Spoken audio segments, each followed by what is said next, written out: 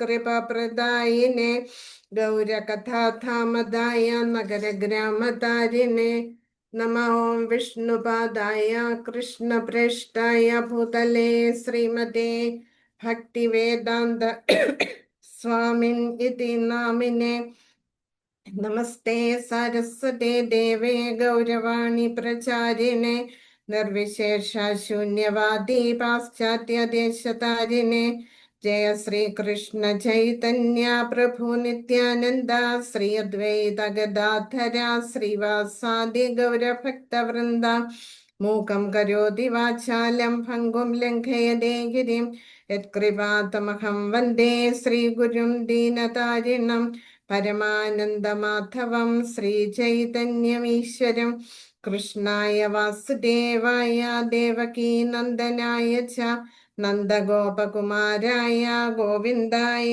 നമോ നമഃ.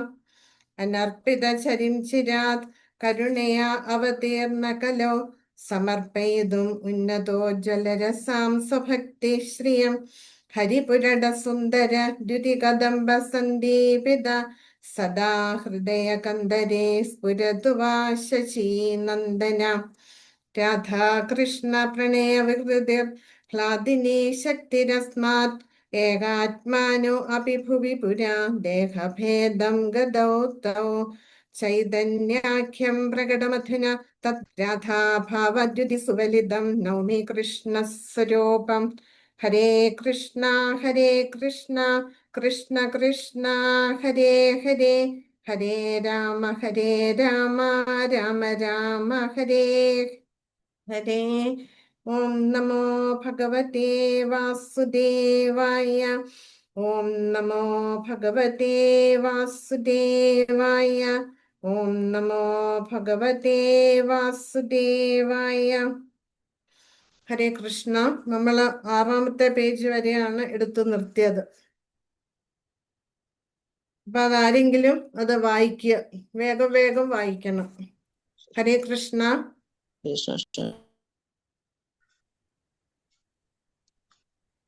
ഹരേ കൃഷ്ണ. ഹരേ കൃഷ്ണ. 6ാമത്തെ പേജിലെ ഭൗതിക ലോകത്തിലുള്ള അത് തന്നെ വായിക്കട്ടെ മാതാജി. വായിച്ചോളൂ. ഓം ശ്രീ ഗുരുഭ്യോ നമഃ. ഭൗതിക ലോകത്തിലുള്ളപ്പോഴും ഭൗതിക മാലിന്യങ്ങളാൽ കളങ്കപ്പെടാതെ നിലകൊള്ളാൻ എങ്ങനെയാണ് സാധിക്കുക എന്നതാണ് യഥാർത്ഥ ചോദ്യം. കൃഷ്ണനെ സേവിക്കുക എന്നത് മാത്രം നമ്മുടെ അഭിലാഷമാകുന്ന പക്ഷം ഈ ലോകത്തിലുള്ളപ്പോഴും അകളങ്കിതമായി നിലകൊള്ളാൻ കഴിയുമെന്ന് ശ്രീല രൂപ ഗോസ്വാമി വിശദീകരിക്കുന്നു. ഒരുവൻ അപ്പോൾ സ്വാഭാവികമായും ചോദിച്ചേക്കാം, എങ്ങനെയാണ് എനിക്ക് സേവിക്കാൻ കഴിയുക? സേവനമെന്നത് കേവലം മനോധർമ്മപരമായ ധ്യാനം മാത്രമല്ല, മറിച്ച് കൃഷ്ണന് വേണ്ടി ചെയ്യുന്ന പ്രായോഗിക പ്രവൃത്തിയാണ്. ആ പ്രവൃത്തിയിൽ നാം ഒന്നും ഉപയോഗിക്കപ്പെടാതെ ഉപേക്ഷിക്കരുത്. നമുക്ക് എന്തൊക്കെയുണ്ടോ അവയെല്ലാം നാം കൃഷ്ണന് വേണ്ടി ഉപയോഗിക്കണം. നമുക്കെല്ലാം ഉപയോഗിക്കാൻ കഴിയും. ടൈപ്പ് റൈറ്ററുകൾ, വാഹനങ്ങൾ, വിമാനങ്ങൾ, മിസൈലുകൾ, അങ്ങനെയെല്ലാം തന്നെ. നാം കൃഷ്ണാവബോധത്തെക്കുറിച്ച് ജനങ്ങളോട് വെറുതെ സംസാരിക്കുന്ന പക്ഷം അതും സേവന നിർവഹണമാണ്. നമ്മുടെ മനസ്സ്, ഇന്ദ്രിയങ്ങൾ, വാക്ക്, ധനം, ശക്തികൾ തുടങ്ങിയവയെല്ലാം ഇപ്രകാരം കൃഷ്ണന്റെ സേവനത്തിൽ വ്യവഹരിക്കുന്ന പക്ഷം നാം പിന്നീട് ഒരിക്കലും ഭൗതിക പ്രകൃതിയിലായിരിക്കില്ല. ആധ്യാത്മിക അവബോധത്തിന്റെ അഥവാ കൃഷ്ണാവബോധത്തിന്റെ ദിവ്യ ബലത്താൽ നാം ഭൗതിക പ്രകൃതിയുടെ തലത്തെ അതിജീവിക്കുന്നു. കൃഷ്ണനും അവിടുത്തെ വിസ്തരണങ്ങളും അവിടുത്തെ ഭക്തന്മാരും, അതായത് അവിടുത്തേക്കായി പ്രവർത്തിക്കുന്നവരെല്ലാം ഭൗതിക പ്രകൃതിയിലല്ല, അവർ ഭൗതിക പ്രകൃതിയിലാണെന്ന് അല്പജ്ഞാനികൾ ചിന്തിക്കുന്നു എന്ന് മാത്രം. ഹരേ കൃഷ്ണ. ഇപ്പൊ നമ്മൾ എപ്പോഴും ചോദിക്കുന്നതാണ് അല്ലെ, എങ്ങനെയാണ് നമ്മളുടെ ഉള്ളില്, നമ്മളുടെ അവബോധത്തിലെ ഭഗവത് സ്മരണ സദാസമയം നിലനിർത്താൻ സാധിക്കുക എന്നത്. അത് ശ്രീല പ്രഭുപാദർ അതെ വ്യക്തമായിട്ട് ഇവിടെ പറയുന്നുണ്ട്. അത് എങ്ങനെ നമുക്ക് ഭഗവത് സ്മരണ നിലനിർത്താൻ കഴിയുമെന്ന്. നമ്മൾ കേട്ടിട്ടുണ്ട്, സ്മർത്തവ്യം സതതം വിഷ്ണു വിസ്മർത്തവ്യം ന ജാതശ്ചിത്. അതായത് always remember Krishna, never forget Krishna. ഇതെങ്ങനെ നമുക്ക് സാധിക്കും? കാരണം എന്താണ്? നമ്മൾ ഈ ഭൗതിക ലോകത്തിലാണ് ജീവിക്കുന്നത് ഇല്ലേ? ഭൗതികമായിട്ടുള്ള എല്ലാ കാര്യങ്ങളും നമ്മൾ ഭൗതികതയുമായിട്ട് ബന്ധപ്പെടുത്തിയാണ് നമ്മൾ ചെയ്യുന്നതെല്ലാം. അങ്ങനെയുള്ളവരുമായിട്ടാണ് നമ്മൾ ഇടപഴകുന്നത്. അപ്പം നമ്മൾക്ക് എങ്ങനെ എപ്പോഴും നമ്മളുടെ അവബോധത്തിലെ ഭഗവാനെ എപ്പോഴും ആ സ്മരണ, ഭഗവത് സ്മരണ എങ്ങനെ നമുക്ക് ഉൾക്കൊള്ളിക്കാൻ കഴിയും? നമ്മൾ എപ്പോഴും കുഴപ്പിക്കുന്ന ഒരു ചോദ്യമാണിത്. ഇല്ലേ? അപ്പൊ അതെങ്ങനെയാണ്? അതിനുള്ള മറുപടി ശ്രീല പ്രഭോദര് പറയുന്നത് എന്താണ്? നമുക്കുള്ളതൊക്കെ ഭഗവാന്റെ സേവനത്തിനായിട്ട് ഉപയോഗിക്കുക. നമ്മൾ ആരെ കണ്ടാലും നമ്മൾ നാട്ടുകാര്യങ്ങളോ അല്ലെങ്കിൽ കുടുംബകാര്യങ്ങളോ സംസാരിക്കാതെ ഭഗവാനെ കുറിച്ച് അവരോട് സംസാരിക്കുക. നിങ്ങൾ തിരുനാമം ജപിക്കുന്നുണ്ടോ? അല്ലെങ്കിൽ ബുക്കുകൾ വായിക്കുന്നുണ്ടോ? സത്സംഗത്തിൽ പങ്കെടുക്കുന്നുണ്ടോ? ആരാണ് ശ്രീകൃഷ്ണ ഭഗവാൻ?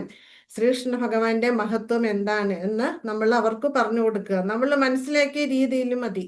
നമ്മൾ ഓരോരുത്തരും എങ്ങനെയാണോ ഭഗവാനെ കുറിച്ച് മനസ്സിലാക്കിയിരിക്കുന്നത് അതിനനുസരിച്ചിട്ട് നമ്മൾ മറ്റുള്ളവർക്ക് പറഞ്ഞു കൊടുക്കുക. അതിനായിട്ട് കൂടുതൽ അറിവ് നേടേണ്ട ആവശ്യമില്ല. നമുക്കറിയാം, വിദ്യ നമ്മൾ മറ്റുള്ളവർക്ക് പറഞ്ഞു കൊടുക്കുന്തോറും വിദ്യ കൂടി കൂടി വരികയാണ് ചെയ്യുക. അത് കുറയുന്ന ഒരു സാധനമല്ല അത്. അപ്പം നമ്മൾ ഭഗവാനെ കുറിച്ച് മറ്റുള്ളവർക്ക് നമ്മൾ മനസ്സിലാക്കിയ രീതിയിൽ പറഞ്ഞു കൊടുക്കുമ്പം നമ്മളുടെ ഉള്ളിൽ ആ ഭഗവത് സ്മരണം നിലനിർത്താനും ഭഗവാനെ കുറിച്ചുള്ള അറിവ് നമ്മുടെ ഉള്ളിൽ വർദ്ധിക്കാനും അത് കാരണമാകുകയാണ് ചെയ്യുന്നത്. അതുപോലെ തന്നെ നമ്മൾ ഭഗവാന് സേവനം ചെയ്യുന്നു, ഇല്ലേ? ഭഗവാന്റെ തിരുനാമം ജപിക്കുന്നു, ഏറ്റവും വലിയ സേവനമാണത്.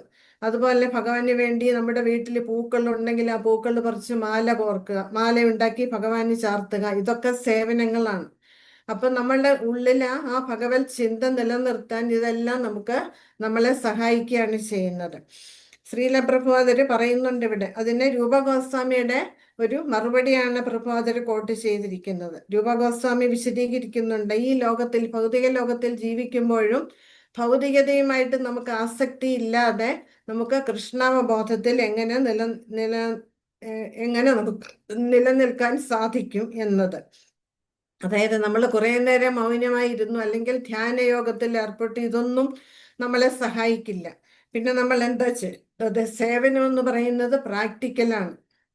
ആ സേവനം എന്താണ് എന്ന് നമുക്ക് പ്രാവർത്തികമാക്കി അല്ലെങ്കിൽ പ്രാക്ടിക്കലാക്കി ശ്രീ ചൈതന്യ മഹാപ്രഭു നമ്മളെ പഠിപ്പിക്കുകയാണ് ചെയ്തത്. ഇങ്ങനെയാണ് നമ്മൾ ഭഗവാനെ സ്നേഹിക്കേണ്ടത്, ഇങ്ങനെയാണ്, ഈ രീതിയിലാണ് ഭഗവാനെ ആരാധിക്കേണ്ടതെന്ന് സ്വയം ശ്രീ ചൈതന്യ മഹാപ്രഭു നമ്മൾക്ക് കാണിച്ചു തന്നു. ആ വഴിയെ നമ്മൾ പോയാൽ നമുക്ക് തീർച്ചയായിട്ടും ആ ഭഗവാന്റെ പ്രേമഭക്തിയുടെ തലത്തിൽ നമുക്ക് എത്തിച്ചേരാൻ സാധിക്കും. നമ്മൾ എപ്പോഴും കേൾക്കുന്നതാണ് പ്രേമഭക്തി പ്രേമഭക്തി എന്ന്.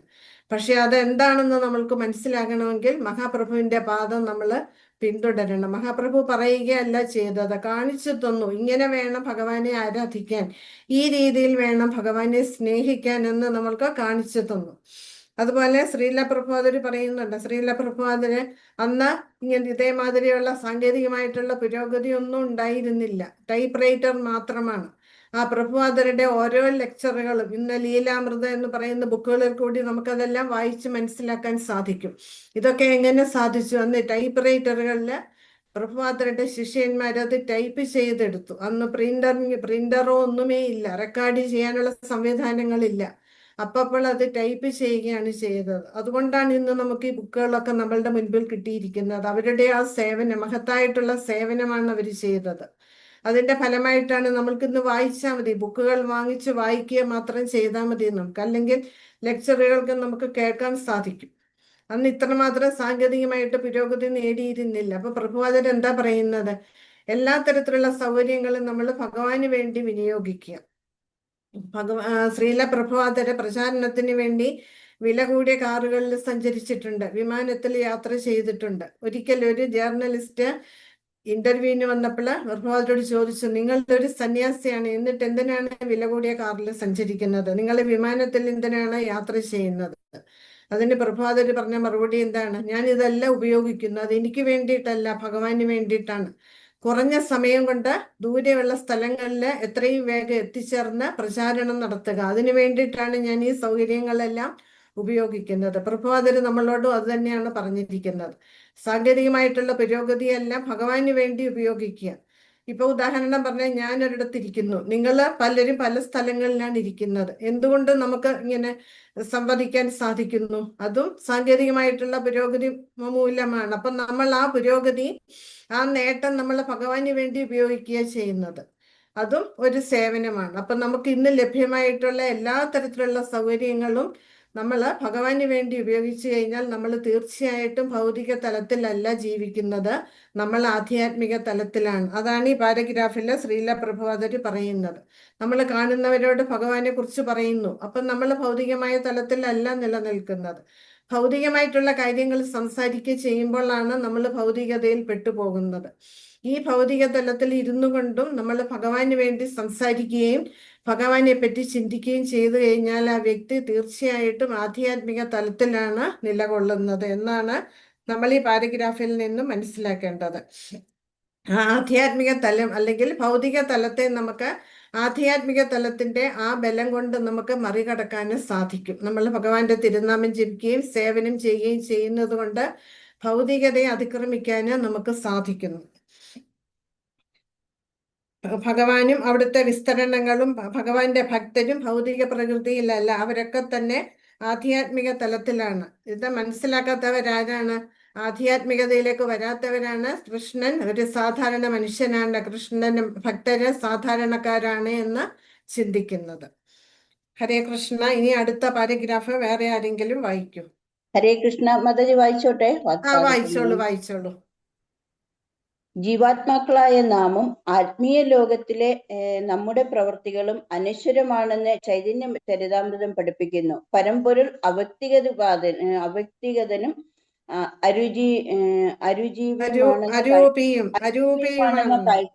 അരൂപിയുമാണെന്ന കാഴ്ചപ്പാടിൽ വിശ്വസിക്കുന്ന മായാവാദികൾ സാക്ഷാത്കാരം സിദ്ധിച്ച ഒരാത്മാവിനെ ഒന്നും സംസാരിക്കേണ്ട ആവശ്യമില്ലെന്ന് വാദിക്കുന്നു. പക്ഷെ ഒരുവൻ സാക്ഷാത്കാരത്തിന്റെ യഥാർത്ഥ തലം പ്രാപിക്കുമ്പോഴാണ് വാസ്തവത്തിൽ സംസാരിക്കാൻ ആരംഭിക്കുന്നതെന്ന് കൃഷ്ണഭക്തന്മാർ അഥവാ വൈഷ്ണവർ വാദിക്കുന്നു.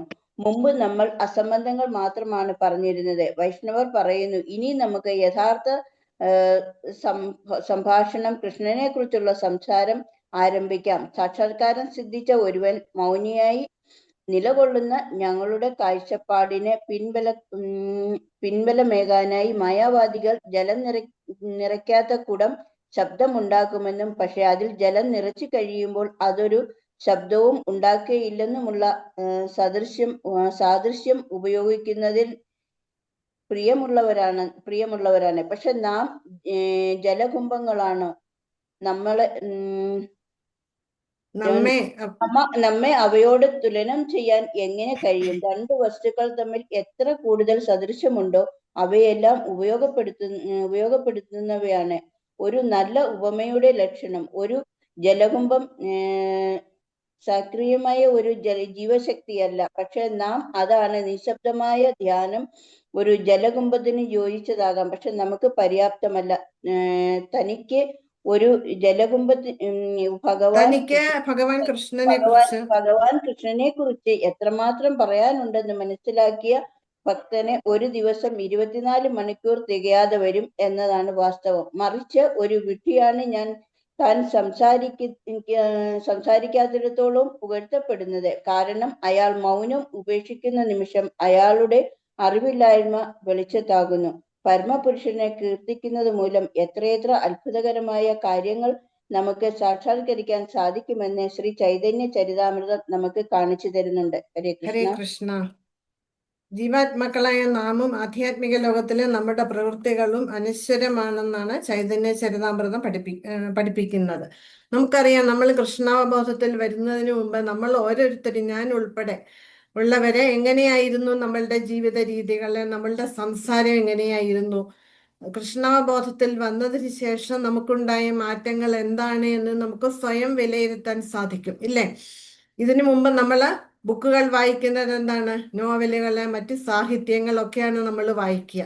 അക്കൂട്ടത്തിലെ ഭാഗവതവും ഭഗവത്ഗീതയും ഒക്കെ വായിക്കുമെങ്കിലും ഇത്രയധികം പ്രാധാന്യം കൊടുത്തിരുന്നില്ല, ഇല്ലേ? അതുപോലെ തന്നെ സിനിമ കാണും, ഇല്ലേ?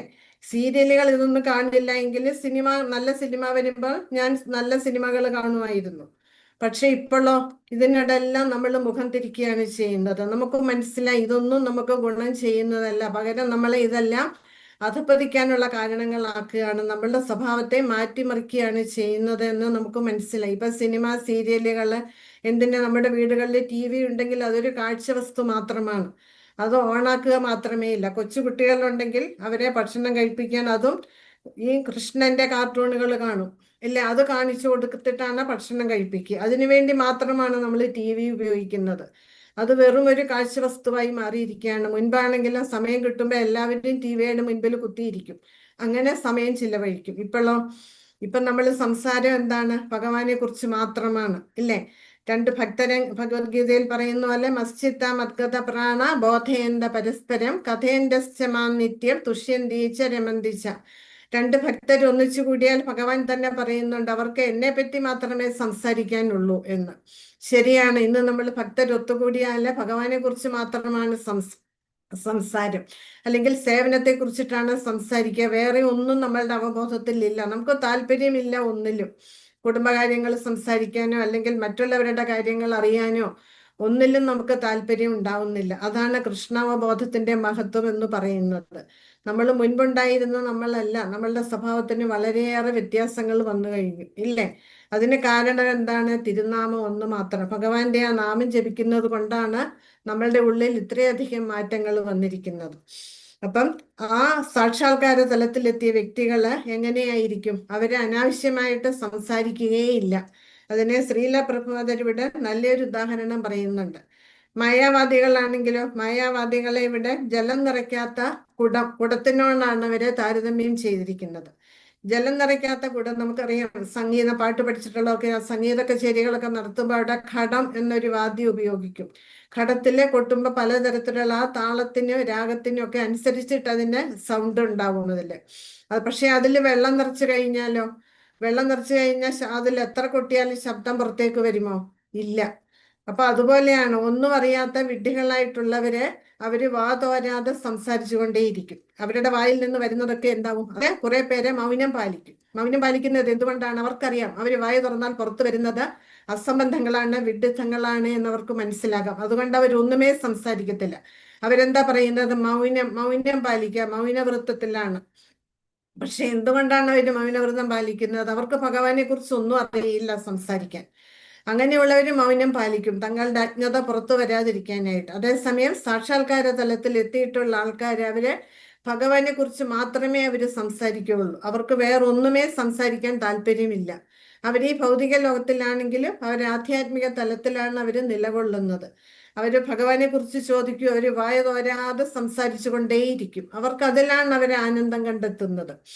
അപ്പൊ അങ്ങനെ അതിനെയാണ് ഒരു ജലകുംഭത്തോട് താരതമ്യം ചെയ്യുന്നത്. ജലകുംഭത്തിൽ കൊട്ടിയാലും ശബ്ദം കേൾക്കില്ല, പക്ഷെ എന്തുകൊണ്ടാണ്? അതിൽ ജലം നിറഞ്ഞിരിക്കുന്നു. അതുപോലെയാണ് സാക്ഷാത്കാര തലത്തിലെത്തിയ ഭക്തര്, അവരുടെ ഉള്ളിലെ ഭഗവാനെ കുറിച്ചുള്ള അറിവ് നിറഞ്ഞിരിക്കുകയാണ്.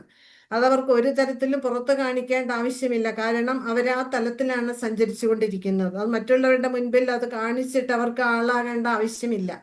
അതുകൊണ്ട് അവസരം കിട്ടിയാലോ അവര് വായ തോരാതെ ഭഗവാനെ കുറിച്ച് പറഞ്ഞുകൊണ്ടേയിരിക്കും. അതാണ് ഇവിടെ മായാവാദികളെയാണ് കാലിക്കുടത്തോട് അല്ലെങ്കിൽ വെള്ളമില്ലാത്ത ഒരു കുടത്തിനോട് താരതമ്യം ചെയ്തിരിക്കുന്നത്. അവര് അനാവശ്യമായിട്ട് സംസാരിക്കും. അതുകൊണ്ട് എന്തെങ്കിലും പ്രയോജനമുണ്ടോ? ഇല്ല. അത് അവനവന് ദോഷം ചെയ്യും, അത് മറ്റുള്ളവർക്കും ദോഷം ചെയ്യുകയാണ് ചെയ്യുക. അതുകൊണ്ടാണ് ഇവിടെ പറയുന്നത് ഒരു ഭക്തനെ ഒരു ദിവസത്തിൽ 24 മണിക്കൂർ തികയാതെ വരും ഭഗവാനെ കുറിച്ച് സംസാരിക്കാനായിട്ട്. അതേസമയം മറ്റു കാര്യങ്ങൾ വരുമ്പോഴോ ഭക്തന് മൗനം പാലിക്കുകയാണ് ചെയ്യുക. കാരണം ഭക്തർക്കൊരിക്കലും മറ്റു കാര്യങ്ങളിൽ താല്പര്യമില്ല.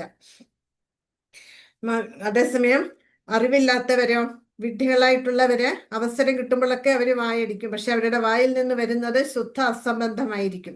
ഇതവര് മനസ്സിലാക്കുന്നില്ല. അവരുടെ വിചാരം എന്താണ്? മറ്റുള്ളവരുടെ മുമ്പിൽ സ്വയം ആളാകുക എന്നുള്ള ഒരു ചിന്ത മാത്രമേ അവർക്കുള്ളൂ. അപ്പൊ ഇവിടെ പറയുന്നുണ്ട്, നമുക്ക് ചൈതന്യ ചരിതാമൃതം കാണിച്ചു തരുന്നത് എന്താണ്?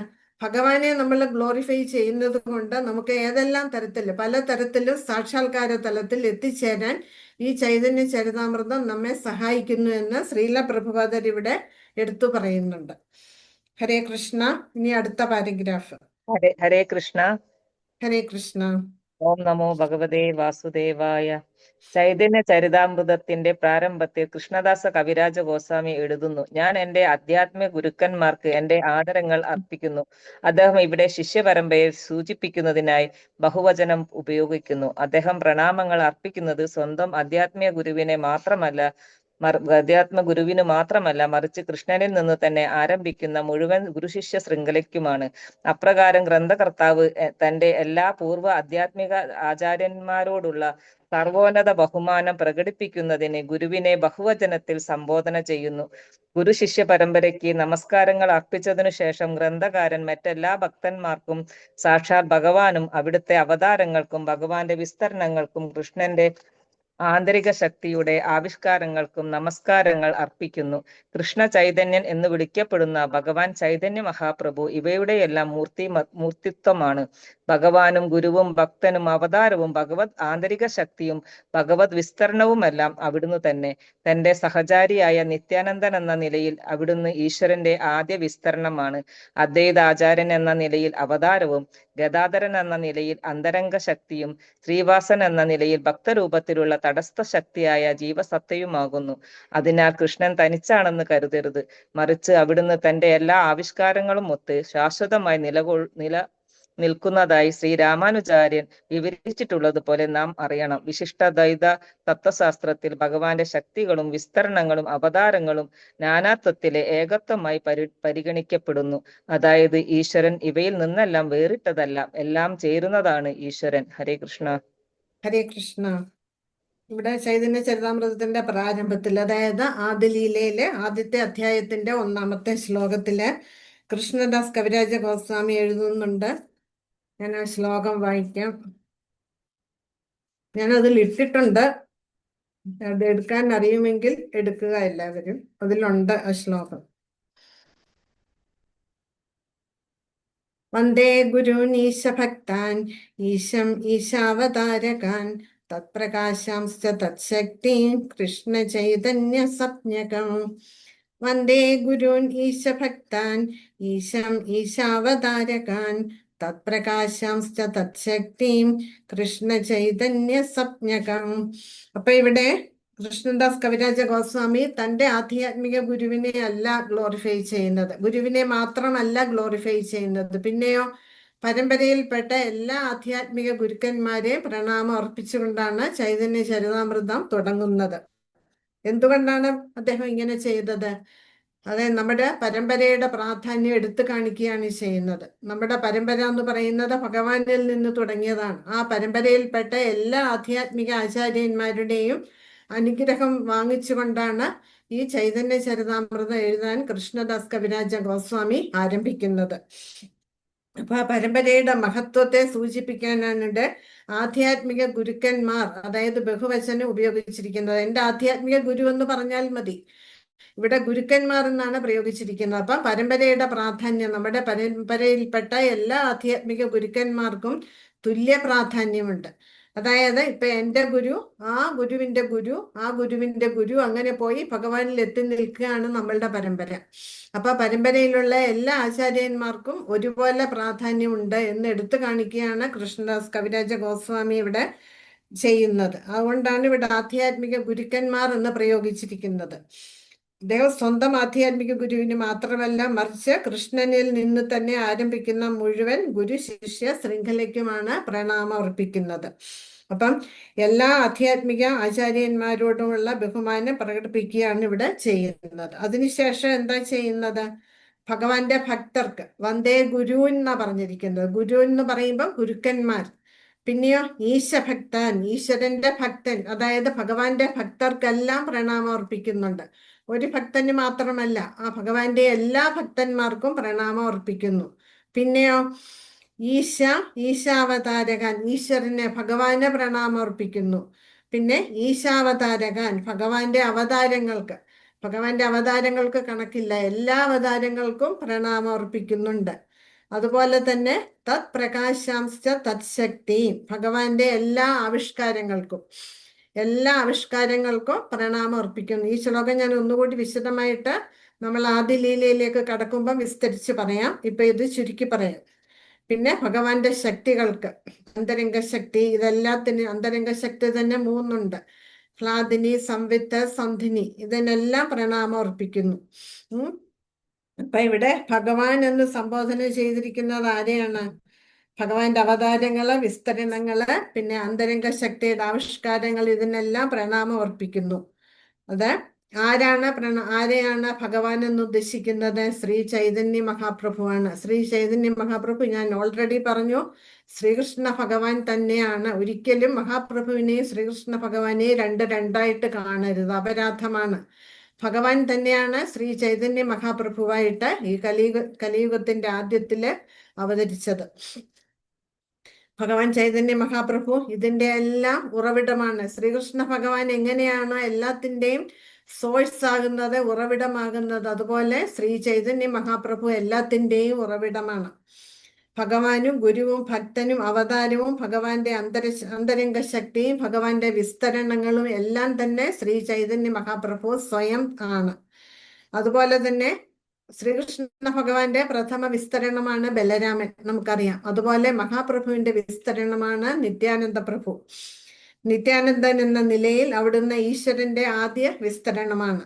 അദ്വൈത ആചാര്യൻ എന്ന നിലയിൽ അവതാരമാണ്. വിഷ്ണു തത്വം പ്ലസ് ശിവതത്വമാണ്, അതായത് സദാശിവൻ. മഹാവിഷ്ണു പ്ലസ് ഒറിജിനൽ സദാശിവനാണ് അദ്വൈത ആചാര്യർ. അതുപോലെ തന്നെ ഗദാധര പണ്ഡിറ്റ് ഭഗവാന്റെ അന്തരംഗ ശക്തിയായ രാധാറാണിയാണ്.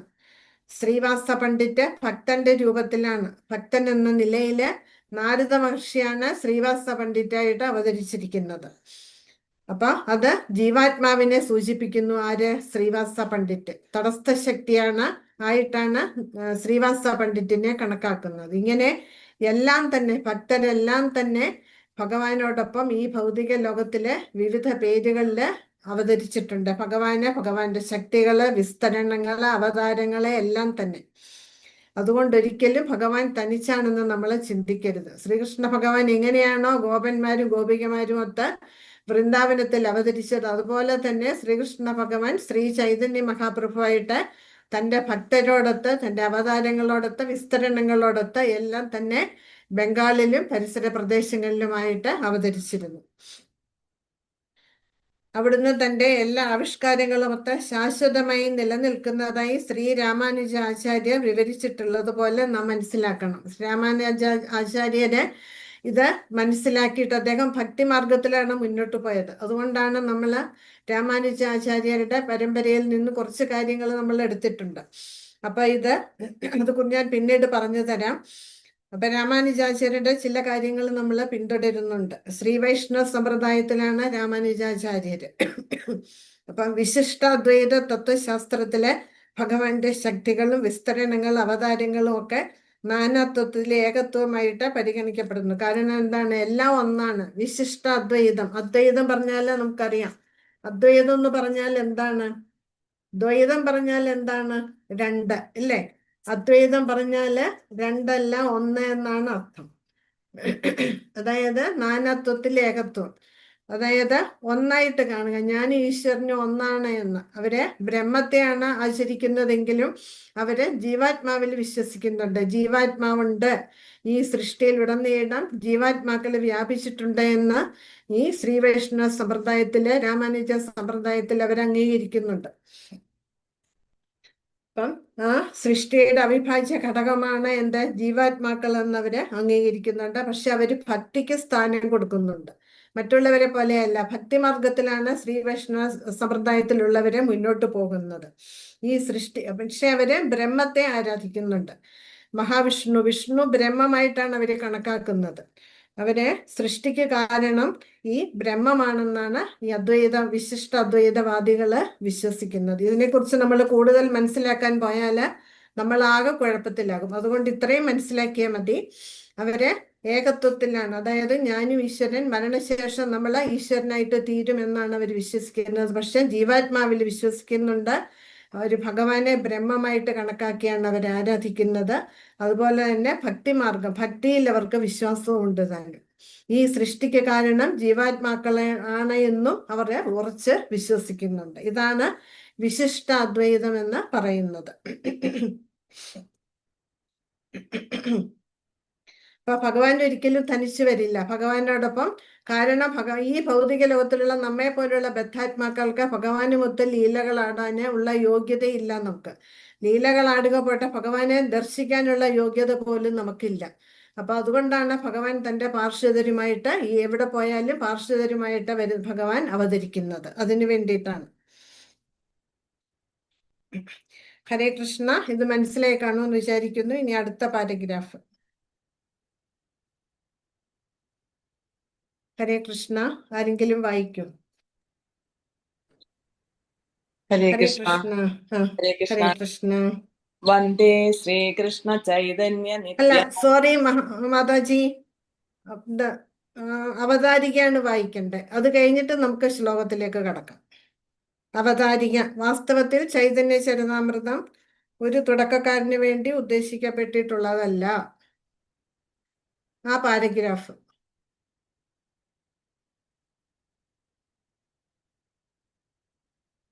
അത് കിട്ടണില്ല. ഹരേ കൃഷ്ണ, ഞാൻ വായിക്കട്ടെ എന്നാല്. ആ, വായിച്ചോളൂ. ഹരേ കൃഷ്ണ. വാസ്തവത്തിൽ ചൈതന്യ ചരിതാമൃതം ഒരു തുടക്കക്കാരനു വേണ്ടി ഉദ്ദേശിക്കപ്പെട്ടിട്ടുള്ളതല്ല. എന്തുകൊണ്ടെന്നാൽ ഇത് ആത്മജ്ഞാനത്തിന്റെ ബിരുദാനന്തര പഠനമാണ്. ഒരുവൻ ഭഗവത്ഗീതയിൽ നിന്ന് ആരംഭിച്ച് ശ്രീമദ് ഭാഗവതത്തിലൂടെ ചൈതന്യ ചരിതാമൃതത്തിലേക്ക് പുരോഗമിക്കുന്നതായിരിക്കും അഭികാമ്യം. ഈ മഹത്തായ ശാസ്ത്രങ്ങളെല്ലാം ഒരേ പരമമായ നിലവാരത്തിലാണെങ്കിൽ പോലും താരതമ്യ പഠനത്തിന്റെ ദൃഷ്ടിയിൽ ചൈതന്യ ചരിതാമൃതത്തെ സർവോന്നതമായി പരിഗണിക്കപ്പെടുന്നു. ഇതിലെ ഓരോ ശ്ലോകവും തികച്ചും കുറ്റമറ്റതായി ചിട്ടപ്പെടുത്തിയിട്ടുള്ളതാണ്. ഞാനിത് ആദ്യമേ പറഞ്ഞതാണ്. ചൈതന്യ ചരിതാമൃതം ഒരു തുടക്കക്കാർക്ക് വേണ്ടിയുള്ളതല്ല. നമ്മൾ ഭഗവത്ഗീത ഭാഗവതം പഠിച്ചിട്ട് വേണം ചൈതന്യ ചരിതാമൃതത്തിലേക്ക് കടക്കാൻ. ഭഗവത്ഗീത എവിടെ അവസാനിക്കുന്നു അവിടെ നിന്ന് ഭാഗവതം തുടങ്ങുന്നു. ഭാഗവതം അവസാനിക്കുന്നിടത്ത് നിന്ന് ചൈതന്യ ചരിതാമൃതം തുടങ്ങുന്നു. ഭാഗവതം അവസാനിക്കുന്ന ശ്ലോകം എന്താണ്? ആർക്കെങ്കിലും പറയാമോ?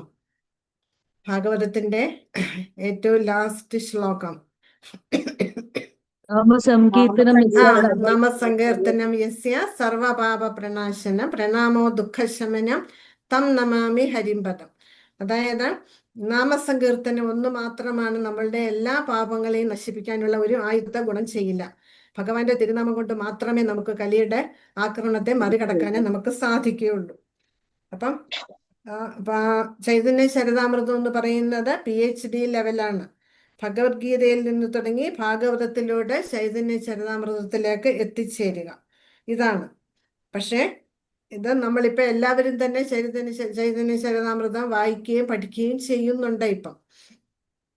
അപ്പൊ അതുകൊണ്ട് നമുക്ക് ചൈതന്യ ചരിതാമൃതത്തെ ഒന്നിനോടും നമുക്ക് താരതമ്യം ചെയ്യാൻ പറ്റില്ല. ഭക്തി സിദ്ധാന്ത സരസ്വതി ഠാക്കൂർ പറയുന്നുണ്ട്, പ്രളയം വന്ന് സമ്പൂർണ്ണ നാശം നേരിട്ടു. ഒരാളെ ഭഗവത്ഗീതയും ഭാഗവതവും ചൈതന്യ ചരിതാമൃതവും തലയിൽ ചുമന്നുകൊണ്ട് വെള്ളത്തിലൂടെ നടക്കുകയാണ്. കഴുത്തോളം മുങ്ങി ആ വ്യക്തി തന്നെ മുങ്ങിപ്പോയി. ഭഗവത്ഗീത പോയി, ഭാഗവതം പോയി. പക്ഷേ ചൈതന്യ ചരിതാമൃതം അവശേഷിച്ചിട്ടുണ്ടോ? അത് മാത്രം മതി, വേറൊന്നും വേണ്ട എന്നാണ് ഭക്തി സിദ്ധാന്ത സരസ്വതി ഠാക്കൂർ പറഞ്ഞിട്ടുള്ളത്. അത്രയ്ക്ക് മഹത്വമാണ് ചൈതന്യ ചരിതാമൃതത്തിന്. ഇതിലെ ഓരോ ശ്ലോകവും നമുക്ക് ഒരു കുറ്റവും ഇതിൽ കണ്ടുപിടിക്കാൻ പറ്റില്ല. അത്രയ്ക്ക് ഭംഗിയായിട്ട് ചിട്ടപ്പെടുത്തി എഴുതിയിട്ടുള്ളതാണ്. അടുത്ത പാരഗ്രാഫ് ആരെങ്കിലും വായിക്കൂ? ഹരേ കൃഷ്ണ. ഹരേ കൃഷ്ണ. ഹരേ കൃഷ്ണ. വായിക്കാം. ചൈതന്യ ചരിതാമൃതത്തിന്റെ 2-ാം ശ്ലോകത്തിൽ ഗ്രന്ഥകാരൻ ചൈതന്യ മഹാപ്രഭുവിനും നിത്യാനന്ദ പ്രഭുവിനും പ്രണാമങ്ങൾ അർപ്പിക്കുന്നു. അദ്ദേഹം അവരെ സൂര്യനോടും ചന്ദ്രനോടും ഉപമിക്കുന്നു. എന്തുകൊണ്ടെന്നാൽ അവർ ഭൗതിക ലോകത്തിലെ അന്ധകാരത്തെ നീക്കം ചെയ്യുന്നു. ഇത്തരുണത്തിലാകട്ടെ ആ സൂര്യചന്ദ്രന്മാർ ഒന്നിച്ച് ഉദിച്ചിരിക്കുകയാണ്. ഇനി ആ 2-ാമത്തെ ശ്ലോകം വായിക്കാമോ ആരെങ്കിലും? ഞാൻ വായിക്കട്ടെ മാതാജി. ഹരേ കൃഷ്ണ. വായിച്ചോളൂ. ചൈതന്യ മഹാപ്രഭുവിന്റെ മഹാത്മ്യങ്ങൾ താരതമ്യേന ശ്ലോകം വായിച്ചു. 2-ാമത്തെ ശ്ലോകം ഇല്ലേ? എടുക്കാൻ പറ്റില്ല. ഞാൻ വായിക്കാം. വന്ദേ ശ്രീകൃഷ്ണ ചൈതന്യ നിത്യാനന്ദോ സഹോദിതോ ഗൗഡോദയേ പുഷ്പവന്തോ ചിത്രോ ശന്തോ തമോനുദോ. വന്ദേ ശ്രീകൃഷ്ണ ചൈതന്യ നിത്യാനന്ദോ സഹോദിതോ ഗൗഡോദയേ പുഷ്പവന്തോ ചിത്രോ ശന്തോ തമോനുദോ. ഇതാണ് 2-ാമത്തെ ശ്ലോകം. ഇതിലെന്താണ് പറയുന്നത്? വന്ദേ ശ്രീകൃഷ്ണ ചൈതന്യ നിത്യാനന്ദോ സഹോദിതോ. അതായത് ചൈതന്യ മഹാപ്രഭുവിനെ, ശ്രീകൃഷ്ണ ചൈതന്യ മഹാപ്രഭുവിനെയും നിത്യാനന്ദ പ്രഭുവിനെയും ഒരുപോലെ ഒരുമിച്ച് ഞാൻ വന്ദിക്കുന്നു, നമസ്കരിക്കുന്നു. എന്തുകൊണ്ടാണ്? ഗൗഡോദയെ പുഷ്പവന്തോ ചിത്രോ ശന്തോ തമോനുദോ. അവര് രണ്ടുപേരും ഒരുമിച്ച് ഗൗഡദേശം പറഞ്ഞാൽ ബംഗാളിലെ രണ്ടുപേരും അതായത് അവരെ സൂര്യനും ചന്ദ്രനോടുമാണ് അവരെ താരതമ്യം ചെയ്തിരിക്കുന്നത്. സൂര്യനും ചന്ദ്രനും ഒരുമിച്ച് ഉദിക്കാറുണ്ടോ? ഒരിക്കലുമില്ല, ഇല്ലേ? പക്ഷെ ഗൗഡദേശത്തിലെ ബംഗാളിലെ ഒരേ സമയം സൂര്യനും ചന്ദ്രനും ഒരുമിച്ച് ഉദിച്ച് ഉയർന്നിരിക്കുന്നു. ആരാണ് ആ സൂര്യചന്ദ്രന്മാര്? ശ്രീകൃഷ്ണ ചൈതന്യ മഹാപ്രഭുവും ശ്രീ നിത്യാനന്ദ പ്രഭുവും രണ്ടുപേരും ഒരേ സമയം ഒന്നിച്ച് ബംഗാളിലെ ആകാശത്തിലെ ഒരുമിച്ച് ഉദിച്ചിരിക്കുകയാണ്. എന്തിനു വേണ്ടിയിട്ട്? അവിടെയുള്ള ജനങ്ങൾക്ക്, അവിടെയുള്ള മാത്രമല്ല ലോകമെമ്പാടുമുള്ള ഭൗതിക ലോകത്തിലെ എല്ലാ പതിതാത്മാക്കൾക്കും അനുഗ്രഹങ്ങൾ ചൊരിഞ്ഞുകൊണ്ട് അവരെ ഒരേ സമയം ഒരുമിച്ച് ഗൗഡദേശത്തില് അവതാരം എടുത്തിരിക്കുകയാണ്. എന്തിനു വേണ്ടിയിട്ട്? ഈ ഭൗതിക ലോകത്തിലെ നമ്മെ പോലുള്ള പതിതാത്മാക്കളുടെ അജ്ഞത, അറിവില്ലായ്മ നീക്കം ചെയ്യാനായിട്ട്, നമ്മളെ കൃഷ്ണാവബോധത്തിലേക്ക്, അതായത് സങ്കീർത്തന പ്രസ്ഥാനത്തിലേക്ക് ആനയിക്കാൻ വേണ്ടിയിട്ടാണ് അവർ ഒരുമിച്ച് ബംഗാളില് അവതരിച്ചത് എന്നാണ് ഈ ശ്ലോകത്തിന്റെ ചുരുക്കം. ഈ ശ്ലോകം പിന്നീട് നമുക്ക് വിശദമായിട്ട് മനസ്സിലാക്കാം. അവര് എന്തിനാൻ വേണ്ടിയിട്ടാണ്? ഭൗതിക ലോകത്തിലെ അന്ധകാരത്തെ, അന്ധകാരം എന്ന് പറഞ്ഞാൽ ഭൗതിക ലോകത്തിലെ ഇരുട്ടെന്ന് പറയുന്നത് നമ്മളുടെ ഉള്ളിലുള്ള അജ്ഞതയാണ്. ആ അജ്ഞതയെ ഇല്ലാതാക്കി നമ്മളുടെ ഉള്ളിലെ പ്രകാശം ചൊരിയുന്നതിന് വേണ്ടിയിട്ടാണ് അവര് ഇവിടെ ഒരുമിച്ച് അവതരിച്ചിരിക്കുന്നത്. ഹരേ കൃഷ്ണ. ഇനി അടുത്ത പാരഗ്രാഫ് വായിക്കട്ടെ മാതാജി. വായിച്ചോളൂ.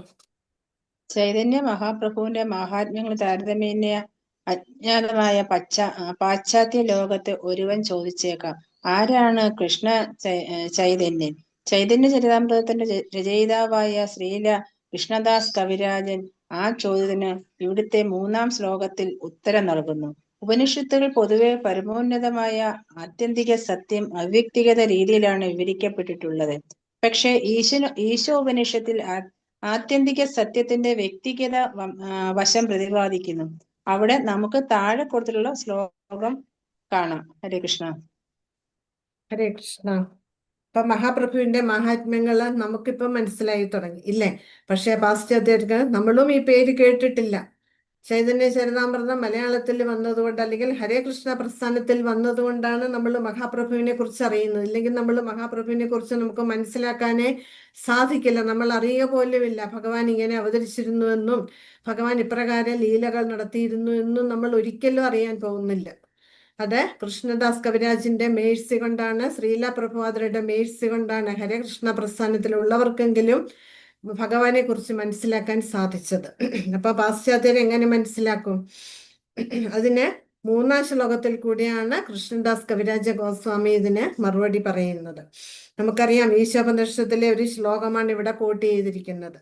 ഹിരൺമയേന പാത്രേണ സത്യസ്യാപി ഹിതമുഖം തത്വം ഭൂഷണ പാവൃണു സത്യധർമായ ദൃഷ്ടേ. ഈശോപനിഷത്തിൽ ഈ ശ്ലോകത്തെ കുറിച്ച് പറയുന്നുണ്ട്. അതായത് സത്യം, ആ പരമസത്യത്തെ എങ്ങനെയാണ് മൂടി വെച്ചിരിക്കുന്നത്? ഹിരൺമയേന പാത്രേണ, സ്വർണം കൊണ്ടുള്ള ഒരു പെട്ടിയിൽ അടച്ച് പൂട്ടി വെച്ചിരിക്കുകയാണ്. എല്ലാ ജീവജാലങ്ങൾക്കും ആ സത്യം എങ്ങനെയുള്ളതാണ്? എല്ലാ ജീവജാലങ്ങൾക്കും അടിസ്ഥാനമാണ്, ആധാരമാണ്, ആശ്രയമാണ് ആ പരമസത്യം എന്ന് പറയുന്നത്. അങ്ങയുടെ ആ ഭഗവാന്റെ യഥാർത്ഥ മുഖം, ആ മുഖം എങ്ങനെയാ മൂടി വെച്ചിരിക്കുന്നു? അങ്ങയുടെ കണ്ണൻ ചീപ്പിക്കുന്ന ശോഭയാൽ ആവരണം ചെയ്യപ്പെട്ടിരിക്കുന്നു. ആ പെട്ടി എന്ന് പറയുന്നത് എന്താണ്? ഭഗവാന്റെ ആ ശരീരത്തിലെ ആ തേജസ്, അതായത് നമ്മളൊക്കെ ബ്രഹ്മജ്യോതി എന്ന് പറയുന്നതാണ് ആ സ്വർണ്ണപ്പെട്ടി. ആ സ്വർണ്ണപ്പെട്ടി കൊണ്ട് അപ്പുറത്ത് നിൽക്കുന്ന ഭഗവാനെ മൂടി വെച്ചിരിക്കുകയാണ്. അപ്പം നമുക്കറിയാം, ഇപ്പൊ സൂര്യപ്രകാശം അല്ലെങ്കിൽ വെയിലിനെ കാണിച്ചുകൊണ്ട് നമ്മളൊരു കൊച്ചു കുട്ടിയോട് പറയുക ഇതാണ് സൂര്യൻ എന്ന് പറഞ്ഞാൽ ആ കുട്ടി തിരിച്ച് ഉടനെ ചോദിക്കും, അപ്പോൾ ആകാശത്ത് കാണുന്നത് എന്താണ്? ഇത് പ്രകാശമല്ലേ, വെയിലല്ലേ എന്ന കുട്ടി ഉടനടി ചോദിക്കും, ഇല്ലേ? അതുപോലെയാണ് ബ്രഹ്മത്തെ ആരാധിക്കുന്നത് എത്രമാത്രം വിഡ്ഢിത്തമാണെന്ന് നമുക്ക് ഇതിൽ നിന്ന് മനസ്സിലാക്കാൻ സാധിക്കും. ആ ബ്രഹ്മജ്യോതി എന്ന് പറയുന്നത് ഭഗവാന്റെ ശരീരത്തിലെ തേജസ് മാത്രമാണ്, ഭഗവാന്റെ പ്രഭയാണ്. ആ പ്രഭയാണ് അവ്യക്തിഗതവാദികൾ, അതായത് ഭഗവാന് രൂപമില്ല, ഭഗവാൻ അരൂപിയാണ് എന്ന് വിശ്വസിക്കുന്നവരെ ആരാധിക്കുന്നത്. അപ്പുറത്ത് ഭഗവാൻ ഉണ്ട് എന്നവർക്ക് മനസ്സിലാക്കാൻ അവർ ശ്രമിക്കുന്നില്ല. ആ പ്രകാശത്തെ ആരാധിച്ചുകൊണ്ട് എന്താണ് ഗുണം കിട്ടുക? മരണശേഷം അവരുടെ ആരാധന ശരിയാണെങ്കിൽ ആ പ്രകാശത്തിൽ ചെന്നിരിക്കും, അത്ര തന്നെ. അതിനപ്പുറത്തേക്ക് കടക്കാൻ അവർക്ക് സാധിക്കില്ല. അതിനപ്പുറത്തേക്ക് പോകണമെങ്കിൽ നമ്മൾ ഭഗവത്ഗീതയിൽ നിന്ന് മനസ്സിലാക്കിയ പോലെ അവിടെ ഇരുന്നു കൊണ്ട് പരമാത്മാവിനെ സാക്ഷാത്കരിക്കണം, പിന്നീട് ഭഗവത് സാക്ഷാത്കാരം നേടണം. എങ്കിൽ മാത്രമേ ഭഗവാനെ ദർശിക്കാനും ഭഗവാന്റെ ധാമത്തിൽ എത്തിച്ചേരാനും ആ ആത്മാവിനെ കഴിയുകയുള്ളൂ. പക്ഷെ ഇതൊന്നും നടക്കാൻ പോകുന്നില്ല ബ്രഹ്മജ്യോതിയിൽ എത്തിയാൽ. അപ്പൊ ബ്രഹ്മജ്യോതിയിൽ അല്ലെങ്കിൽ മോക്ഷം ആഗ്രഹിക്കുക എന്ന് പറയുന്നത് എത്രമാത്രം അപകടം പിടിച്ചതാണെന്ന് നമുക്ക് ഈ വരി കൊണ്ട് മനസ്സിലാക്കാൻ, ഈ ശ്ലോകം കൊണ്ട് മനസ്സിലാക്കാൻ നമുക്ക് സാധിക്കും. അപ്പൊ അതുകൊണ്ട് ഇവിടെ പറയുകയാണ്, അങ്ങ് ആ ആവരണം നീക്കിയിട്ട് ആ പ്രഭ നീക്കി പുറത്തു വരൂ, ഞങ്ങൾക്ക് ദർശനം തരൂ എന്നാണ് ഈശ്വരനിഷ്ഠത്തിൽ കൂടി നമ്മൾ ഭഗവാനോട് അപേക്ഷിക്കുന്നത്. അവ്യക്തിഗതവാദികൾക്ക് ഈശ്വരന്റെ പ്രഭാപൂരത്തിനപ്പുറം പോകുവാനും ആരിൽ നിന്നാണോ ആ തേജസ് ഉത്ഭവിക്കുന്നത് ആ പരമപുരുഷനിൽ ചെന്നെത്താനുമുള്ള ശക്തിയില്ല. കാരണം എന്താണ്? ബ്രഹ്മജ്യോതി ലയിച്ച് അവിടെ ഇരിക്കുകയേ ഉണ്ടാവുകയുള്ളൂ. അത് കഴിഞ്ഞാൽ തിരിച്ച് ഈ ഭൗതിക ലോകത്തിലേക്ക് തന്നെ അവർക്ക് വരേണ്ടി വരും. അപ്പം അങ്ങനെയുള്ള ആ ഭഗവാനെ സ്തുതിക്കുന്ന ഗ്രന്ഥമാണ് ഈശോപനിഷത്ത്. അതുകൊണ്ട് പക്ഷെ അവിടെ പറയുന്നുണ്ട്, അവ്യക്തിഗത ബ്രഹ്മമാണെങ്കിലും ആ അസ്തിത്വം നഷ്ടപ്പെടുന്നില്ല. കാരണം എന്താണ്? ഭഗവാനിൽ നിന്നാണ് പ്രകാശം വരുന്നത്. അതുകൊണ്ട് അസ്തിത്വത്തിന് ഒരിക്കലും അത് അസ്തിത്വം നശിക്കുന്നില്ല. പക്ഷെ ആ ബ്രഹ്മം ഭഗവാന്റെ പ്രകാശം മാത്രമാണ് എന്ന് നമ്മൾ മനസ്സിലാക്കണം. ശ്രീ ചൈതന്യ മഹാപ്രഭു ആ കൃഷ്ണൻ ശ്രീകൃഷ്ണ ഭഗവാൻ തന്നെയാണ് എന്ന് ചൈതന്യ ചരിതാമൃതത്തിൽ കൂടി നമ്മൾ മനസ്സിലാക്കുകയും പഠിക്കുകയും ചെയ്യുന്നുണ്ട്. അതായത് ശ്രീകൃഷ്ണ ചൈതന്യം തന്നെയാണ്, ശ്രീകൃഷ്ണ ഭഗവാനെ പോലെ മഹാപ്രഭുവും ഈ ബ്രഹ്മജ്യോതിയുടെ അടിസ്ഥാനമാണ് എന്ന് നമ്മൾ മനസ്സിലാക്കണം. ഭഗവാന്റെ ശരീരത്തിൽ നിന്ന് എപ്രകാരമാണോ ആ പ്രഭ പുറപ്പെടുന്നത്, അതുപോലെ മഹാപ്രഭുവിന്റെ ശരീരത്തിൽ നിന്നും ആ പ്രഭ പുറപ്പെടുന്നുണ്ട്. അത് ബ്രഹ്മജ്യോതിയാണ്, അതേ സെയിം ബ്രഹ്മജ്യോതി തന്നെയാണ് എന്ന് നമ്മൾ മനസ്സിലാക്കണം. ഇവിടെ വീണ്ടും വീണ്ടും പറയുകയാണ്, ശ്രീ ചൈതന്യ മഹാപ്രഭുവും ശ്രീകൃഷ്ണ ഭഗവാന് രണ്ടല്ല ഒന്നാണ് എന്ന് നമ്മളെ വീണ്ടും വീണ്ടും ശ്രീല പ്രഭുപാദർ ഓർമ്മപ്പെടുത്തുകയാണ് ചെയ്യുന്നത്. എല്ലാ ജീവസത്തകളുടെയും ഹൃദയത്തിനുള്ളിലും വിശ്വപ്രപഞ്ചത്തിലെ ഓരോ പരമാണുവിലും സന്നിഹിതനായ പരമാത്മാവും ആരാണ്?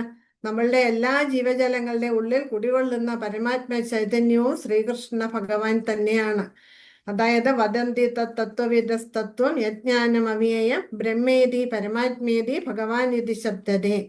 ആ ബ്രഹ്മം പരമാത്മാവ് ഭഗവാൻ, ആ ഭഗവാൻ ഈ ശ്രീ ചൈതന്യ മഹാപ്രഭു തന്നെയാണ്, ശ്രീകൃഷ്ണ ഭഗവാനാണ്. ആ ശ്രീകൃഷ്ണ ഭഗവാൻ തന്നെയാണ് ശ്രീ ചൈതന്യ മഹാപ്രഭു. രണ്ടുപേരും തമ്മിൽ ഒരിക്കലും നമ്മൾ വ്യത്യാസം കാണരുത്. അത് അങ്ങേയറ്റത്തെ അപരാധമാണ് എന്ന് നമ്മൾ എപ്പോഴും ഓർമ്മിക്കണം, നമ്മളുടെ ഓർമ്മയിൽ ഉണ്ടാവണം. അതുകൊണ്ട് ബ്രഹ്മത്തിന്റെയും സർവവ്യാപിയായ പരമാത്മാവിന്റെയും അടിസ്ഥാനമാകുന്ന പരമപുരുഷനാകുന്ന ശ്രീകൃഷ്ണ ഭഗവാൻ തന്നെയാണ് ശ്രീ ചൈതന്യ മഹാപ്രഭു. നമുക്കറിയാം, ഭഗവാൻ എന്ന് പറഞ്ഞാല് ആ വാക്കിന്റെ അർത്ഥം എന്താണ്? ഷഡ ഐശ്വര്യങ്ങൾ തികഞ്ഞതാണ്, ഇല്ലേ? ഇവിടെ പറയുന്നുണ്ട്, ധനം, കീർത്തി, ശക്തി, സൗന്ദര്യം, ജ്ഞാനം, പരിത്യാഗം. ഇത് പരാശരമുനി പറഞ്ഞിട്ടുണ്ടത്. ഭഗവാൻ എന്നതിന് പരാശരമുനി എക്സ്പ്ലെയിൻ ചെയ്തിട്ടുണ്ട്. ഭഗവാന് തുല്യമായിട്ടോ ഭഗവാൻ ഉപരിയായിട്ടോ ആരുമേ ഇല്ല എന്ന് നമ്മൾ മനസ്സിലാക്കിയിട്ടുണ്ട്. അതുപോലെ ശ്രീ ചൈതന്യ മഹാപ്രഭുവിന് തുല്യമായിട്ടോ മഹാപ്രഭുവിന് ഉപരിയായിട്ടോ ആരുമേ ഇല്ല. കാരണം മഹാപ്രഭു സ്വയം ശ്രീകൃഷ്ണ ഭഗവാൻ തന്നെയാണ്. അതുകൊണ്ട് മഹാപ്രഭു എന്ന് പറയുന്നത് പരമോന്നതമായിട്ടുള്ള വ്യക്തിത്വമാണ്, പരമസത്യമാണ് എന്ന് നമ്മൾ മനസ്സിലാക്കണം. അതാണ് മൂന്നാമത്തെ ശ്ലോകത്തില് പറയുന്നത്.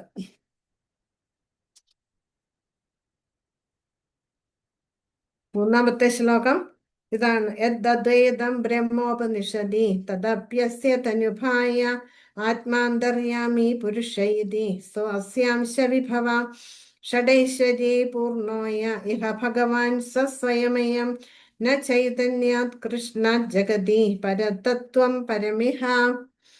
യത് പറഞ്ഞ ഏത്, അദ്വൈതം, ദ്വൈതമല്ലാത്തത്. അതായത് ഏതൊന്നാണോ അവ്യക്തിഗത ബ്രഹ്മമായിട്ട് നമ്മൾ കണക്കാക്കുന്നത് അത് തീർച്ചയായിട്ടും ഭഗവാന്റെ ശരീരത്തിലെ, ഇവിടെ തെറ്റുണ്ട്.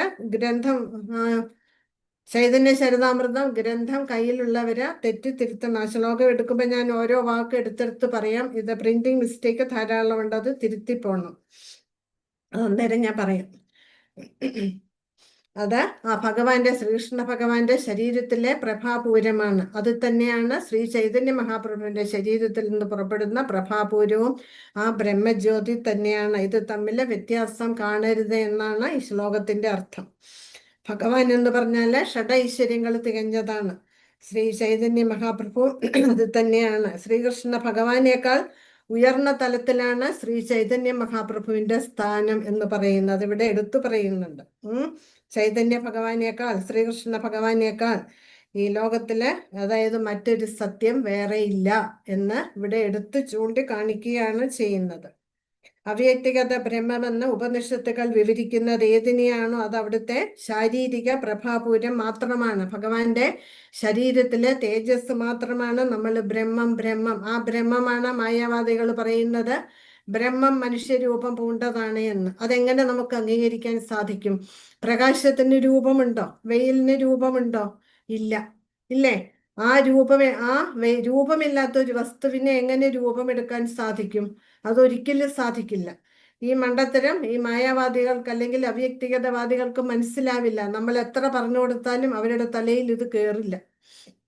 അത് മനസ്സിലാക്കാൻ അവർക്ക് ബുദ്ധിയില്ല. കാരണം അവരെ ബ്രഹ്മത്തിൽ പിടിച്ചു നിൽക്കുകയാണ്.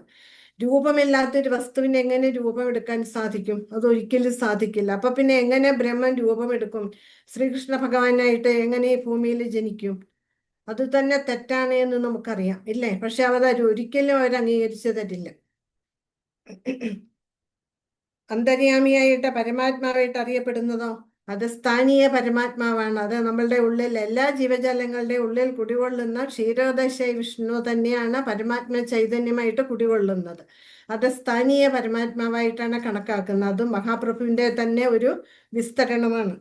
ശ്രീകൃഷ്ണ ഭഗവാന്റെ ഒരു വിസ്തരണമാണ്. ഷഡൈശ്വര്യങ്ങളാൽ സമ്പൂർണനായ പരമപുരുഷനായ ഭഗവാൻ ശ്രീകൃഷ്ണൻ തന്നെയാകുന്നു ശ്രീ ചൈതന്യ മഹാപ്രഭു. ആകയാൽ പരിപൂർണ സത്യമായ ശ്രീ ചൈതന്യന് തുല്യമായോ ഉപരിയായോ മറ്റൊരു സത്യവും ഇല്ല തന്നെ. നമ്മൾ ശ്രീകൃഷ്ണ ഭഗവാനെ എങ്ങനെ പറയുന്നുവോ അതുപോലെ തന്നെ നമ്മൾ മഹാപ്രഭുവിനെ വ്യാഖ്യാനിക്കണം. മഹാപ്രഭുവിന് തുല്യമായിട്ടോ ഉപരിയായിട്ടോ ആരുമേ ഇല്ല. ശ്രീകൃഷ്ണ ഭഗവാനും മഹാപ്രഭുവും രണ്ടല്ല, ഒന്ന് തന്നെയാണ് എന്നിവിടെ വീണ്ടും വീണ്ടും കൃഷ്ണദാസ് കവിരാജ ഗോസ്വാമി തുടക്കത്തിലെ ശ്ലോകത്തിൽ കൂടി നമ്മളെ മനസ്സിലാക്കുകയാണ് ചെയ്യുന്നത്. ശ്രീല പ്രഭുപാദർ അതിനെ വ്യക്തമായിട്ട് നമുക്ക് മനസ്സിലാക്കി തരികയാണ് ചെയ്യുന്നത്. ഹരേ കൃഷ്ണ. ഇതിൽ എന്തെങ്കിലും സംശയമുണ്ടോ ഈ പാരഗ്രാഫില്? ഹരേ കൃഷ്ണ. അല്ലെങ്കിൽ നമുക്ക് അടുത്ത പാരഗ്രാഫിലേക്ക് പോകാം. അതാരെങ്കിലും വായിക്കും. വേഗം വായിക്കണം, കുറച്ച് സമയമേ ഉള്ളൂ. വേഗം വായിക്കുക.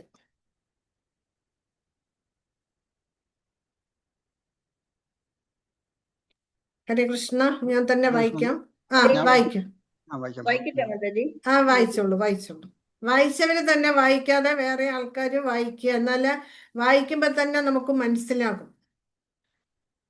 അറിയാം, അത് തന്നെ ഒരു പുണ്യമാണ്. ചൈതന്യ ചരിതാമൃതത്തിലെ ഒരു വരി വായിച്ചാലും അതുകൊണ്ട് നമുക്ക് നമ്മുടെ പാപം പോകും. അത്രയ്ക്ക് മഹത്വമുണ്ട് ഈ ഗ്രന്ഥത്തിന്. അതുകൊണ്ട് ആരും വായിക്കാൻ മടിക്കണ്ട. എല്ലാവരും വായിക്കണം, മാറി മാറി വായിക്കണം. വായിച്ചോളൂ, വേഗം വായിക്കും. ഹരേ കൃഷ്ണ. ഭഗവാൻ ചൈതന്യനാൽ 10 ദിവസത്തിലേറെ തുടർച്ചയായി പഠിപ്പിക്കപ്പെട്ട വിശ്വസ്ത ഭക്തനായ ശ്രീല രൂപ ഗോസ്വാമി എഴുതുന്നു. നമോ മഹാവദന്യായ കൃഷ്ണപ്രേമ പ്രദായത്തെ കൃഷ്ണായ കൃഷ്ണ ചൈതന്യ നാംനെ ഗൗരതിഷേ നമഃ. ഇത് നമ്മൾ നിത്യം ചൊല്ലാറുള്ളതാണിത്. നമോ രൂപ ഗോസ്വാമി ശ്രീ ചൈതന്യ മഹാപ്രഭുവിനെ ഗ്ലോറിഫൈ ചെയ്യുന്നത് എങ്ങനെയാണ്? നമോ മഹാവദന്യായ, അതായത് ഭഗവാന്റെ എല്ലാ അവതാരങ്ങളെക്കാട്ടിലും കാരുണ്യവാനാണ് ഏത്? ശ്രീ ചൈതന്യ മഹാപ്രഭുവായിട്ട് ഭഗവാൻ വന്നപ്പോൾ എല്ലാ ഭക്തർക്കും ഭഗവാന്റെ മേഴ്സി, കൃപ വാരിക്കോരി കൊടുക്കുകയായിരുന്നു. ശ്രീകൃഷ്ണ ഭഗവാന് കണ്ടീഷൻ ഉണ്ടായിരുന്നു. സർവധർമാൻ പരിത്യജ്യ മാമേകം ശരണം വ്രജ. എന്നിൽ ശരണാഗതി അടയൂ, എന്നിൽ പരിപൂർണമായിട്ട് സമർപ്പിതനാകൂ, എന്നാൽ ഞാൻ രക്ഷിക്കാമെന്ന് ഒരു കണ്ടീഷൻ വെച്ചു കൃഷ്ണൻ, ഇല്ലേ? പക്ഷെ മഹാപ്രഭു ഒരു കണ്ടീഷനും വെച്ചില്ല. ആരൊക്കെ മഹാപ്രഭുവിന്റെ മുന്നിൽ വന്നുപെട്ടോ അവരാരെന്ന് പോലും നോക്കിയില്ല. പക്ഷികളായിക്കോട്ടെ, മൃഗങ്ങളായിക്കോട്ടെ, ഏറ്റവും അധപതിച്ചവരാണ് ജഗായി മഥായിമാർ. അതിനേക്കാൾ അധപതിച്ച ആരും തന്നെ ഉണ്ടായിട്ടില്ല. അവർക്ക് പോലും ഭഗവാന് സാക്ഷാത്കാര തലത്തിൽ എത്തിച്ച് ശുദ്ധഭക്തരാക്കി മാറ്റി. നമുക്ക് കാണാം ഇതിലൂടെ, ഗ്രന്ഥത്തിലൂടെ നമുക്ക് അവരെ കുറിച്ച് മനസ്സിലാക്കാൻ സാധിക്കും. അത്രയ്ക്ക് കാരുണ്യമായിട്ടുള്ള മഹാവദന്യായനാണ്. മഹാവദന്യായ പറഞ്ഞാൽ ഏറ്റവും കാരുണ്യം കാണിക്കുന്നത്, ദയ കാണിക്കുന്ന ഒരു അവതാരമാണ് ആര്? മഹാപ്രഭു എന്ന് പറയുന്നത് ശ്രീ ചൈതന്യ മഹാപ്രഭു. എന്തിനു വേണ്ടി വന്നു? കൃഷ്ണപ്രേമം വാരിക്കോരി കൊടുക്കാനാണ് വന്നത്. എല്ലാവർക്കും പ്രേമഭക്തി, നമ്മൾ പ്രേമഭക്തി എന്ന് കേട്ടിട്ടേ ഉള്ളൂ ഇല്ലേ? ഇപ്പോഴും നമുക്കറിയില്ല. അത് അറിയുന്നത് എങ്ങനെയാണ്, നമ്മൾ മനസ്സിലാക്കിയത് എങ്ങനെയാണ്? മഹാപ്രഭുവിലൂടെയാണ് പ്രേമഭക്തിയെക്കുറിച്ച് നമ്മൾ അറിയുന്നത്. ഇല്ലെങ്കിൽ നമ്മൾ അറിയാനേ പോകുന്നില്ല. ആ മഹാപ്രഭുവിന്റെ ആ സന്മനസ് കൊണ്ടാണ് ഭഗവാൻ സ്വയം നമുക്ക് വ്യക്തമാക്കി തന്നു, പ്രേമഭക്തി കൊണ്ട് മാത്രമേ എന്നെ പ്രാപിക്കാൻ സാധിക്കുകയുള്ളൂ എന്ന്. ആ പ്രേമഭക്തി എന്താണെന്ന് നമ്മൾ മനസ്സിലാക്കുന്നത് മഹാപ്രഭുവിലൂടെയാണ്. അങ്ങനെയുള്ള മറ്റേതൊരു അവതാരത്തെക്കാളും കൃഷ്ണനേക്കാൾ പോലും മഹാമനസ്കനായ ശ്രീകൃഷ്ണ ചൈതന്യന് ഞാൻ എൻ്റെ സാദര പ്രണാമങ്ങൾ അർപ്പിക്കുന്നു എന്നാണ് ശ്രീ കൃഷ്ണദാസ് കവിരാജ ഗോസ്വാമി ഇവിടെ പറയുന്നത്. എന്തുകൊണ്ടാണ് എടുത്തു പറയുന്നത്? മറ്റാരും നൽകിയിട്ടില്ല ഇങ്ങനൊരു കാരുണ്യം. ഭഗവാനാണെങ്കിൽ എന്തിനാണ്? പരിത്രാണായ സാധുവിന വിനാശായ ച ദുഷ്കൃതാം ധർമ്മ സംസ്ഥാപനാർത്ഥായ സംഭവാമി യുഗേ യുഗേ.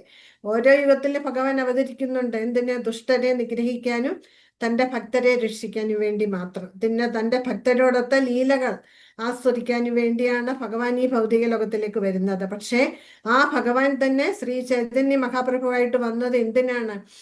അറിയാം ഭഗവാന് കലിയുഗത്തിലെ ജനങ്ങളെ നമ്മൾ പഠിച്ചു. സുമന്ദമതയോ മന്ദഭാഗ്യ, നമ്മള് മന്ദബുദ്ധികളാണ് എന്ന് പറഞ്ഞ ബുദ്ധിയില്ലാത്തവരെന്നല്ല, ആധ്യാത്മിക കാര്യങ്ങളിൽ മന്ദതയുള്ളവരാണ് നമ്മള്. അപ്പൊ ആധ്യാത്മികമായിട്ട് നമ്മളെ ഉണർത്താൻ വേണ്ടിയിട്ടാണ്. അതിന് ഏറ്റവും എളുപ്പമായിട്ടുള്ള മാർഗം ഭഗവാന്റെ തിരുനാമം ജപിക്കുക. കലികാലത്തിൽ ഇതേ സാധ്യമാവുള്ളൂ. കാരണം നമുക്ക് ഒന്നിനും സമയമില്ല, നമുക്ക് ആയുസ്സും വളരെ കുറവാണ്. അപ്പൊ ഉള്ള സമയം കൊണ്ട് ഭഗവാന്റെ തിരുനാമം ജപിച്ചു ഭഗവാന് സേവനം ചെയ്തു നമ്മളെല്ലാവരും ഭഗവാന്റെ ധാമത്തിൽ എത്തിച്ചേരണം. അതാണ് ഭഗവാൻ ആഗ്രഹിക്കുന്നത്. അതിനു വേണ്ടിയിട്ടാണ് ഭഗവാൻ ശ്രീ ചൈതന്യ മഹാപ്രഭുവായിട്ട് ഇത്ര കാരുണ്യമായിട്ടുള്ള ഒരു അവതാരം എടുത്ത് രൂപത്തില് നമ്മളുടെ മുൻപില് ഭഗവാൻ പ്രകടമായത്. അതിനു വേണ്ടിയിട്ടാണ്. അപ്പം ആ ആരും നൽകിയിട്ടില്ലാത്ത ശ്രീകൃഷ്ണ ഭഗവാൻ പോലും നമുക്ക് നൽകാത്ത പരിശുദ്ധമായിട്ടുള്ള പ്രേമഭക്തി, കൃഷ്ണ പ്രേമം എന്താണെന്ന് നമ്മളെ മനസ്സിലാക്കിയും അത് നമുക്ക് തരികയുമാണ് ശ്രീ ചൈതന്യ മഹാപ്രഭു ചെയ്തത്. ഹരേ കൃഷ്ണ. ഇത്ര എടുത്തതിൽ എന്തെങ്കിലും സംശയങ്ങൾ ഉണ്ടെങ്കിൽ പറയൂ. ബാക്കി നമ്മൾ അടുത്ത ക്ലാസ്സിൽ